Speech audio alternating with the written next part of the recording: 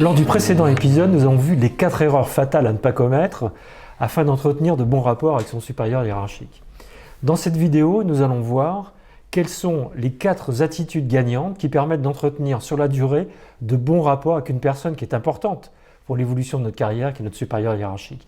Et on verra par la même occasion que ces 4 conseils ne sont pas extrêmement compliqués à mettre en œuvre. Je ne dis pas qu'ils sont faciles, mais il faut sur la durée essayer de les faire vivre et vous verrez qu'à la fin, vous aurez de très bons résultats. Le premier conseil, qui est un conseil de bon sens, c'est déjà remplir sa mission. Et pour s'assurer qu'on remplit bien sa mission, il y a une question essentielle à laquelle on doit tous répondre. Et cette question, c'est pourquoi cette mission, pourquoi cette fonction, pourquoi ce job a été créé dans l'entreprise.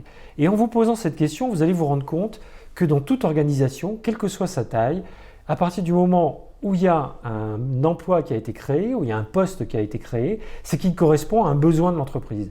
Il correspond à un besoin fondamental de l'entreprise. Et si on répond à ces besoins, si on répond aux critères de ces besoins, eh bien on peut considérer qu'on fait son job. Donc si votre patron vous donne des objectifs, que vous les délivrez, que vous faites le travail, que vous délivrez en qualité, en quantité et dans les délais, eh bien c'est déjà le préalable de rapports qui sont excellents.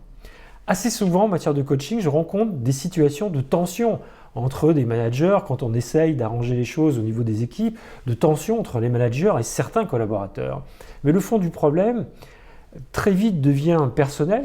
On a le sentiment que le sujet est un sujet individuel, un sujet personnel, mais en définitive, le sujet il est beaucoup plus systémique que ça, si je peux m'exprimer ainsi. Le sujet, assez souvent, c'est que tout simplement, il y en a un qui pense que l'autre fait mal son travail.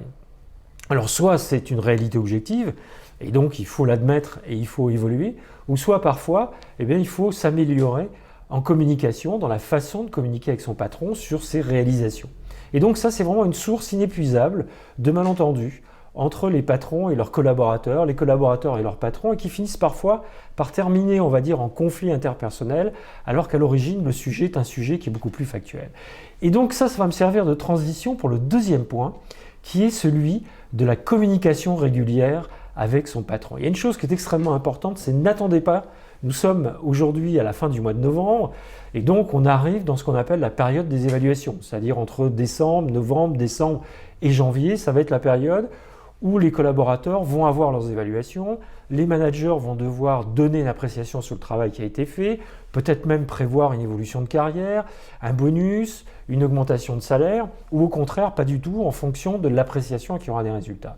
Et là aussi, c'est une source inépuisable de discussions, de conflits entre les managers et leurs collaborateurs, les collaborateurs et leurs managers, puisque si on ne s'est vu qu'une seule fois et qu'on parle de la synthèse de toute l'année à cette occasion-là, vous avouerez que c'est un petit peu tard pour, du côté du collaborateur, avoir une chance de faire évoluer le point de vue de son patron et du côté du patron de comprendre réellement quels ont été les problèmes peut-être de son collaborateur, le manque de moyens ou un certain nombre de circonstances qui étaient des circonstances atténuantes par rapport à un jugement qui pourrait être considéré comme un jugement sévère sur la qualité du travail qui a été fait. Et donc ce qui est important, c'est d'avoir des points réguliers avec son patron. Alors ça, c'est quelque chose qu'il va falloir que vous discutiez avec lui, parce qu'il est important que ce dernier ait une vision très précise de ce que vous faites. Moi, j'avais un ancien patron qui m'avait dit quelque chose qui, à l'époque, m'avait beaucoup choqué, mais qui, avec l'expérience, est avéré vrai. Il m'avait dit, de toute façon, tout ce qui n'est pas communiqué n'existe pas. Donc ça allait très loin, puisque moi, j'étais dans une position qui consistait à dire, c'est à mon patron de savoir ce que je fais, moi, je travaille, je fournis des résultats, et la structure, l'entreprise, se doit de savoir ce que je fais. Or, quand vous êtes dans des organisations où il y a plusieurs salariés, et il ne suffit pas qu'il y ait énormément de salariés dans une entreprise pour que le sujet commence à devenir compliqué, les entreprises ont beaucoup de difficultés à savoir qui fait quoi dans la réalité sur la durée. Troisième conseil, faites-lui des feedbacks. Vous ne pouvez pas imaginer ce que c'est que la solitude du manager. J'ai été manager, et contrairement à ce qu'on croit, on est entouré de beaucoup de personnes, j'avais des équipes extrêmement importantes, mais on éprouve quand même ce sentiment de solitude. Pourquoi ? Parce que vous vous rendez très vite compte que les personnes autour de vous n'osent pas vous parler. Soit vous avez des opposants, on va dire, de principe, qui vont, au cours des réunions, vous agacer un petit peu parce qu'ils vont systématiquement dire des choses qui sont plutôt négatives. On aurait dû faire ceci, on aurait dû prévoir cela, on aurait dû... Enfin, c'est assez facile. Le yaka faucon, il existe dans tous les sens. Il existe à la fois de la part de certains managers, mais il existe aussi de la part de certains collaboratrices ou collaborateurs qui ont tendance à exiger ou avoir des exigences vis-à-vis de leur N+1 qu'ils n'ont pas vis-à-vis d'eux-mêmes. Et la réciproque peut être aussi bien évidemment vraie. Donc tout ça, ça crée un méli-mélo qui n'est pas fondamentalement très positif. Et donc, les managers, vous ne pouvez pas imaginer à quel point ils sont seuls, qu'ils n'ont pas tant de retours, qu'ils n'ont pas tant de feedback que ça. Ils ont peut-être des feedbacks de leur N+1, mais là aussi, par rapport à leur propre terrain, c'est un feedback qui est un peu éloigné, mais ils n'ont pas beaucoup de feedback. Ou quand ils ont des feedbacks, c'est généralement des plaintes, c'est des réclamations, c'est des demandes, c'est des problèmes qu'on leur soumet. Mais ils n'ont personne qui vient les voir pour leur donner leur opinion ou tout simplement leur donner leur avis. Et mon troisième conseil, vous allez voir comment est-ce qu'il se construit, c'est faites des feedbacks positifs à votre patron. Alors vous allez dire, oui, mais ce que vous êtes en train de me dire, c'est en fait du faillotage, Alors pas du tout, je ne suis pas du tout en train de parler ça, c'est absolument pas de ça dont il est question. Mais vous allez voir pourquoi. Faites des remontées positives. Quand sincèrement vous pensez qu'une réunion a été bien organisée par exemple, quand une initiative qu'a pris votre supérieur hiérarchique était bonne, quand un de ses discours a été particulièrement brillant, il y a toujours 1000 façons d'envisager et de voir des choses positives chez votre patron. Eh bien, n'hésitez pas à faire un feedback qui est un feedback positif. Et vous allez voir pourquoi est-ce que je vous dis ça. Parce que très rapidement, il ne va pas se passer de très nombreuses semaines avant que ce dernier vienne vous voir, vous solliciter pour vous demander votre avis sur un certain nombre de sujets. Et vous allez être ce qu'on appelle inclus dans son cercle de réflexion. Mais vous pourrez à cette occasion dire beaucoup plus de choses. Mais assez souvent, les collaborateurs prennent le problème à l'envers. C'est-à-dire que les seuls échos que le supérieur hiérarchique a d'eux sont des échos qui sont plutôt négatifs. C'est-à-dire qu'ils viennent le voir quand ça ne va pas. Et si vous pensez un petit peu ce que vous disiez de manière générale, et ce qu'on dit de manière générale de nos hiérarchies quand on parle d'eux, on a tendance à dire, de toute façon, quand ça ne va pas, il nous le dit, mais quand ça va bien, on n'a pas de félicitations, on ne nous le dit pas. Si on considère que c'est vrai dans un sens, considérez qu'il peut être aussi vrai dans l'autre sens. Et n'hésitez pas à être des gens qui vont être des pourvoyeurs de feedback positif. D'abord, ça ne mange pas de pain. Et en plus, c'est très agréable. Si vous le pensez réellement, je pense qu'il faut le dire. Et puis, vous verrez que très rapidement, vous allez être sollicité pour donner des avis sur des sujets. Et là, vous pourrez équilibrer votre discours en fonction de ce que vous pensez qui est bien et ce qui peut être amendé, ce qui peut être amélioré. Et vous allez contribuer à la réflexion collective pour faire avancer le service dans lequel vous travaillez dans la bonne direction. Ça, c'est mon troisième conseil. Le quatrième conseil, c'est soyez un partenaire.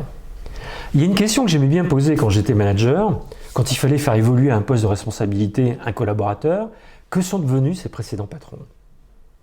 Il n'y a pas de bons managers sans bons collaborateurs. Et la réciproque est vraie.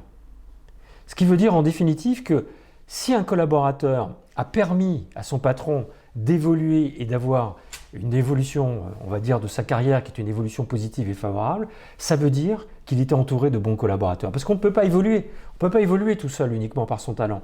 On a besoin des autres. On a tous besoin des autres. Les collaborateurs ont besoin de leur patron et de leurs collègues. Et bien évidemment, un manager a besoin de ses collaborateurs pour évoluer. Mais un manager qui termine mal, ça veut dire que quelque part, quelque chose s'est mal passé. Mais on ne peut pas dire que les collaborateurs sont complètement innocents, que tout va bien, et que le manager, quant à lui, c'est uniquement de sa responsabilité. La réciproque est vraie. On ne peut pas considérer que c'est un échec. Le manager, lui, il est parfait, et ce sont les collaborateurs qui sont des imbéciles qu'il faut changer. Ça arrive dans le domaine professionnel, je ne suis pas naïf, je sais que ça fonctionne dans les deux sens. Ça, c'est une question que je posais parce que je trouvais qu'un bon collaborateur, c'est quelqu'un qui a permis à ses supérieurs hiérarchiques d'évoluer. Et ensuite, devinez quoi? Si vous souhaitez voir votre carrière évoluer, bien évidemment, si vous avez développer, si vous avez su développer une proximité avec votre supérieur hiérarchique, s'il vous considère comme étant un partenaire, si votre supérieur hiérarchique évolue, il va aussi vous faire évoluer. Et généralement, on rencontre beaucoup de cas dans lesquels votre carrière va être facilitée par votre N+1 qui va vous aider à passer comme ça les étapes. À titre personnel, j'ai commencé dans un réseau bancaire, dans un réseau retail bancaire par la base, en étant commercial dans une agence, et j'ai grimpé tous les échelons afin de devenir directeur d'un réseau d'une grande banque internationale au niveau national. Mais avant de faire toutes ces étapes, j'ai bien évidemment soigné mon relationnel avec mes différents supérieurs hiérarchiques. Et plus ces supérieurs hiérarchiques évoluaient, et plus bien évidemment, j'ai pu grandir, j'ai pu m'améliorer et j'ai pu évoluer avec eux. Donc, devenir un partenaire de son supérieur hiérarchique, c'est quelque chose qui est extrêmement important parce que vous ne progresserez jamais contre vos collègues, contre votre supérieur hiérarchique et contre vous-même, si je peux m'exprimer. On a besoin de progresser avec.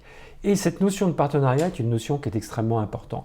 Je ne dis pas qu'il faut être inféodé. Vous avez des gens qui comprennent ou qui interprètent les choses de manière, on va dire toujours par le petit bout de la lorgnette, et ils vont commencer à dire « Ah bah oui, il faut failloter. » Ce n'est pas du tout ce que je suis en train d'expliquer.